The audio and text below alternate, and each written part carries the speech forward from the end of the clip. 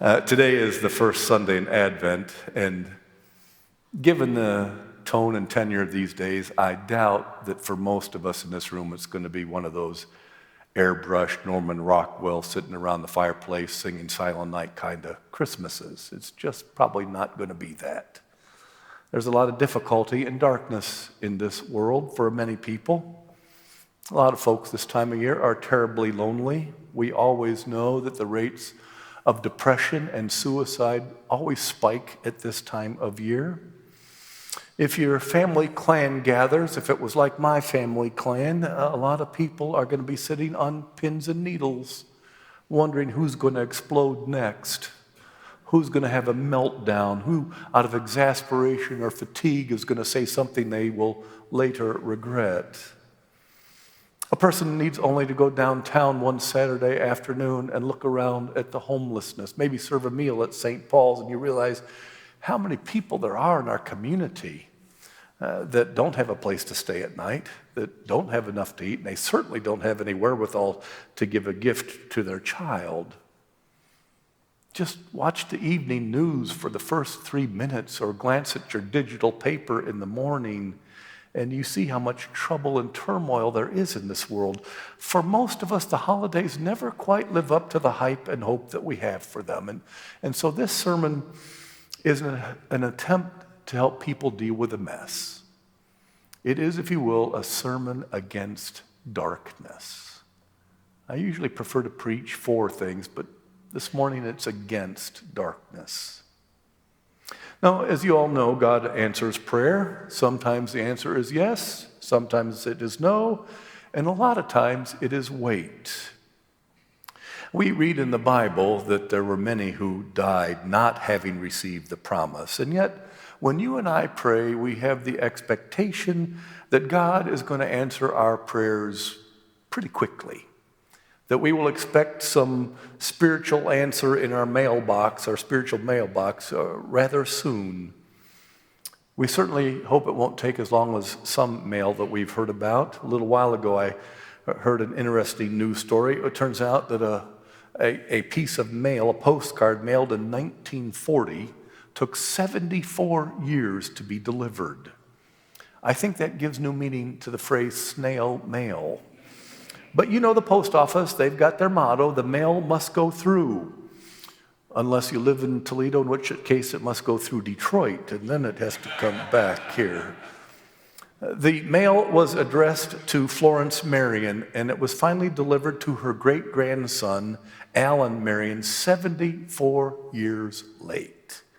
Records show that the postcard, it was stamped February 20th, 1940, had a 1-cent stamp on it from Portland, Oregon. It was finally delivered to Butte Falls, Oregon in July. The postcard was discovered by Sonny Bryant, who was a new postal employee at the post office there.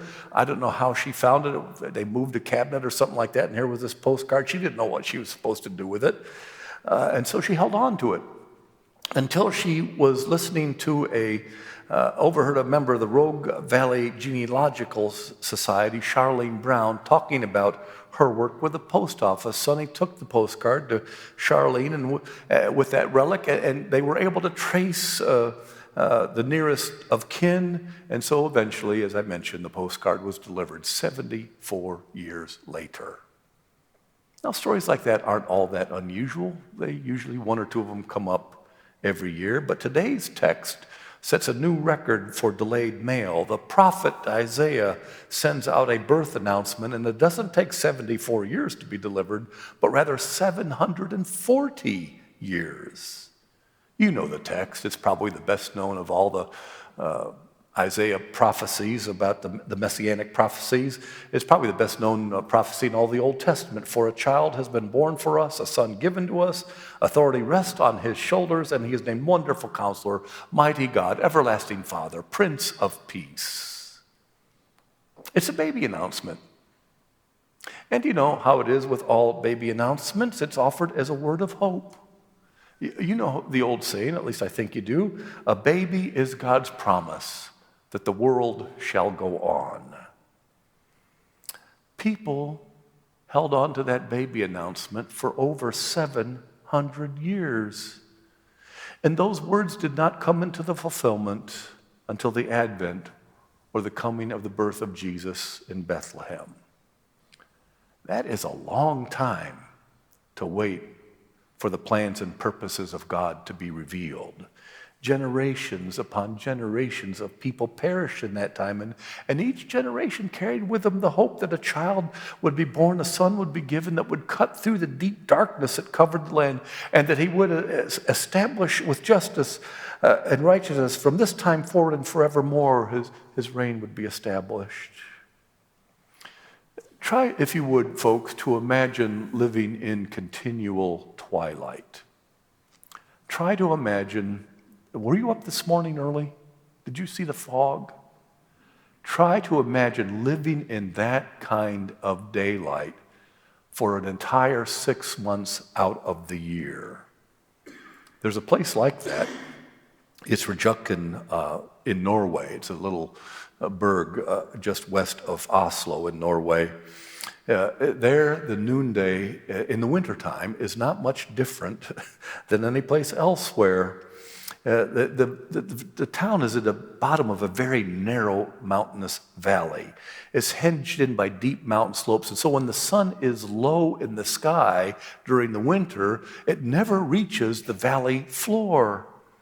The fact of the matter is, there would never be a village there at all in that shadowy place, except for one thing in the valley. It has a river.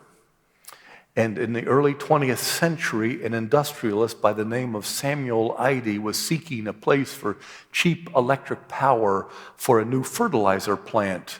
And the river was a source of that power, could be. And so it suited his needs exactly. Eide's factory offered plenty of employment, but as you might expect, at a certain human cost. The steep mountain walls made it a gloomy place. During the long Norwegian winters, the sun barely rose over the horizon. And so the people of Rjukan lived in perpetual twilight. The effects on the human spirit were predictable. It was a dark, depressing place to live. He tried to make things better. He constructed the workers' houses as high up on the mountainsides as possible. He constructed a cable car so that his co-workers and their families could go up to the top of the mountain in the winter and at least see the sun for a little bit. The idea of reflecting the sunlight into the valley with mirrors was first put forward by one of his accountants in 1913. It was merely a dream at the time, but a century later, in the year 2013, at a cost of about $1 million, 3 immense mirrors were constructed on top of the mountain peaks. Carefully situated to collect the maximum amount of sunlight, the angle adjusts through the day by solar-powered electric motors. Rjukan's mirror now reflects winter sunlight down into the valley floor, and the change in that community has been dramatic. What was once a parking lot in the village's center has become the town square, a place bustling where neighbors paused to socialize. That rarely happened in winters past, when villagers would go from building to building with their eyes cast down and their coats bundled up around their necks to get rid of to block the winter wind. Now, when the mirrors were installed, the townspeople delightedly donned sunglasses. They brought folding chairs out to the parking lot, and they set them up so as to be able to look up at the winter sun. Now, of course, that folding chairs have given way to benches, and the town is thinking about putting up a water fountain in the center of the square. The citizens of Rjukan once walked in darkness. Now, thanks to the high-tech wizardry of mountaintop mirrors, they see a great light. They had to wait 100 years, but at last it came. You know, people can take darkness for a very long time if they know that light is coming. I'm talking about hope. My wife, the psychologist, she has given me good advice, and she gives advice to doctors as well, anybody in the helping profession. She says the one thing you must never do is take away a person's hope. People can live without almost anything as long as they have hope. People can live without love as long as they have the hope that love might one day come. People can live with a terrible medical diagnosis as long as they know that there's hope for perhaps a cure. People can live boldly in the face of death as long as they have the hope that life is eternal. People can live without anything except hope.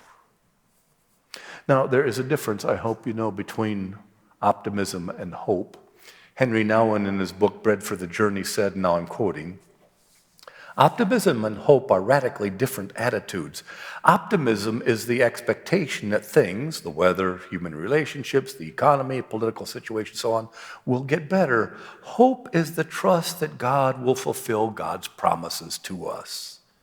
The optimist, he says, speaks about concrete changes in the future. The person of hope lives in the moment with the knowledge and trust that all of life is in good hands. Abraham, he said, Moses, Ruth, Mary, Jesus, Rumi, Gandhi, Dorothy Day, all lived with a promise in their hearts that guided them toward the future without needing to know exactly what it would look like. Hope patiently waits for God's purposes to be fulfilled, even in the presence, or the absence, I should say, of any evidence that things are going to get better. Things might not be going very well at the time. In fact, things might not be going very well for generations, even hundreds of years. But people of hope patiently wait, and they trust, knowing that ultimately the purposes of God will be revealed, fulfilled. The plan of God might be delayed for reasons, frankly, you and I will never understand this side of eternity. Nevertheless, we know there's a plan. And because of this, we have confidence. Based on the previous history and evidence, we can take almost anything. We can take being unemployed or overworked. We can take a horrific medical diagnosis and a terrible prognosis. We can stand the terrible situation the world is in politically, socially, environmentally. Somehow we can even manage to bear up under the death of our loved ones who've gone prematurely, or perhaps somebody who just in a relationship decided to leave us. We can take that. The threats and the bombs and the war that's going on with Hamas and Israel are of no great concern to us.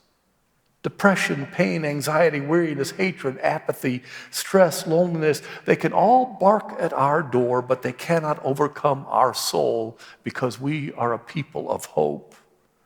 Our God has delivered an announcement to say that darkness will in fact give way to light because a child has been born for us. A son has been given to us. Authority rests on his shoulders, and he is named Wonderful Counselor, Mighty God, Everlasting Father, Prince of Peace. We are told his authority shall grow continually, and there shall be endless peace. He will establish it and uphold it with justice and with righteousness from this time forward and forevermore. People can take almost anything. We can take almost anything if we know that there is a purpose and a purposer, and that those purposes will ultimately in time be fulfilled. May I show you the darkest place I've ever been in my life? It's in Greece, more particularly, it's Mycenae. It is the tomb of Agamemnon, or some people call it the treasury of Atreus. It was built about 1220 BC. It's an impressive structure. It's known as the beehive tomb because the shape on the inside is that of a beehive. It is a cone on the inside. You walk down this long path, you come to the doorway. It's 18 feet high. It sort of tapers toward the middle, which makes it even more impressive. The lintel over the top part is made of 2 stones. One of them weighs 120 tons. And you wonder, how on earth did people of that day and age put those stones up there, much less build this beautiful, impressive beehive comb? It's 44 feet high. It's 48 feet in circumference. But off to the side, I don't know if you can see it or not, it'd be to your left, but as to the right as you come in, there's a little doorway, small rectangular room, completely dark. I have never seen a room where darkness is so pervasive. You know, ordinarily when you walk from one place that's dark into a place that's light or light and dark, the edges are a little shadowy, you know, a little gray there. But here, the difference between light and dark is as sharp as a razor's edge. I stood about where that picture is taken, and I was watching people go in and out of that room. They went in, and they didn't stay very long. They were in, and like a second or two later, they were back out. They were kind of, like they had the willies. And I thought, I wonder what that's all about. So I went over, and I saw almost immediately what was going on. I stepped into the room, and it was like somebody had dropped a wet, dark, black blanket over my head. I mean, I wasn't 2 feet into the room, and I held my hand up like this. I could not see or even sense my hand. The darkness was that heavy and pervasive. And I looked behind me and make sure the door was still there. And I thought, I wonder how big this room is. I wonder if I can touch the opposite wall. And so I did what most people didn't do. I put my hand out like this, and then I started inching my way across the room. And after about the third or fourth inch across, I looked back to make sure that door was still there. Didn't want it to close on me. And I kept going forward and reaching out. I thought it was a closet. It's a lot bigger than a closet. And I kept going and going 10, 15, 20 times. I'm inching forward a step at a time, reaching for the other wall. But I'd always look back to make sure that door was still there. It was like somebody had punched a hole in the darkness. And finally, my fingers touched the opposite wall. It was probably 20 or 30 feet across when I finally got there. I hope you know the fact that I could see that light behind me is what made it possible for me to go forward into the darkness. Looking backward helped me move forward. Did you notice the odd nature of the birth announcement that Isaiah sent out to the people of the future, to people, generations that would never see the fulfillment? It starts out in the future and in the present, but all of a sudden it immediately reverts to the past tense. The people who walked in darkness have seen a great light. Those who lived in the land of darkness, on them the light has shined. You have multiplied the nation. You have increased its joy. In verse 3, the yoke, their burden, the bar across the shoulders, the rod of their oppressors, you have broken as on the day of Midian. Verse 4, and finally, for a child has been born for us, a son is given to us. In verse 6, almost the entire bit of good news is written as it has already happened. Now, this is not some clever artistic trick, at least not to me. I think it's the way God would have us look at our future, especially when the present is dark and difficult. Look to the past. Look to the times where God has delivered you before. God has been active in your life, your entire life. And God has helped you to where you are just now. And if you can't do that, try to look at things like God looks at things. To God, there is no yesterday, today, or tomorrow for God. To God, everything is timeless. Everything is now to God.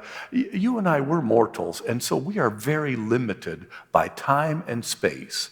Our entire lives could be put on a piece of graph paper, if you will, a very big piece of graph paper. But, the bottom line is a timeline. We're born at a certain date, and we die at a certain date. The upper axis is space. That is to say, we are limited in what we can do. We have great freedom, but not unlimited freedom. I cannot be here and be at Maine at the same time. I cannot put on red socks and at the same time put on blue socks. Every decision that I made from the moment I got up until the time I go to bed, whether I go inside or outside, whether I turn the thermostat up or down, whatever, all that can be charted out. It would be a very long and boring chart, but it could be charted out. And we could probably do that every day of my life and put it all on a flash drive, We could do that for every one of you. We could chart every decision you made and all the choices that eliminated because you went that way instead of this way. We could put it all on a flash drive, and we could lay those on the altar in front of God. And God would be like this room. And God looks at all those lives, and every moment is now to God. The past is as easily seen as the future and the present. This world is known by God, and God can see the victorious ending. It is not purposeless. It is not aimless, and it is certainly not hopeless. A child has been born to us, a son given to us. Authority rests on his shoulders, and his name is Wonderful Counselor, Mighty God, Everlasting Father, Prince of Peace. Well, let me finish with this. It's about another tomb. I have no idea. I went into tombs this day, but it's another one. Newgrange, England. Tomb is an earthen mound. It was built in 320 BC. It is older than Stonehenge and even the pyramids of Egypt. The most remarkable feature about this particular tomb is the way it's designed to catch the rays of sun one particular day a year. On the winter solstice, the longest night, the darkest time of the year, a shaft of light goes right over the doorway. There's a window, and a shaft of light goes down that hallway one day a year and illuminates the center of the tomb for 17 minutes. That's all it illuminates. Because only a handful of visitors can fit into that tiny chamber on the winter solstice, the Irish Historic Monuments Agency conducts a lottery every year to decide who has the privilege of standing in that tomb the moment the light streams down that channel hallway. Chances of winning, frankly, are pretty remote. There's usually about 30,000 applicants every year for the 20 or so people that get to stand in there from the winter solstice draw. The sad thing is that winning a lottery ticket is no guarantee of witnessing the wonder, because a heavy cloud cover, rain could render your ticket worthless. Nevertheless, people apply. Today is the first Sunday of Advent. We lit the candle of hope. I don't know what personal darknesses you folks face. Hopefully, most of you don't have any, but some do, I know. You've lost a loved one. There's a medical diagnosis for you or your family that is not good. You have family strife. I can't tell you the number of families touched by alcoholism or gambling or pornography or drugs. Too many in our church have families just fallen apart. And there's a lot of darkness around us. And I haven't even talked about the geopolitical situation in the world. But I know one thing. During this Advent season, I want to be like one of those people that put in an application for the winter solstice drawing at Newgrange, Ireland. I want to be one of the people who, when the night is longest and darkest, is found looking hopefully out the doorway of a tomb for a stream of dawning light. It is a light that comes every Advent at Christmas. It is the light of Christ promised to us in the darkest moments of our lives. For a child has been born for us, a son given to us. The word is hope, and do not let go of it. Amen.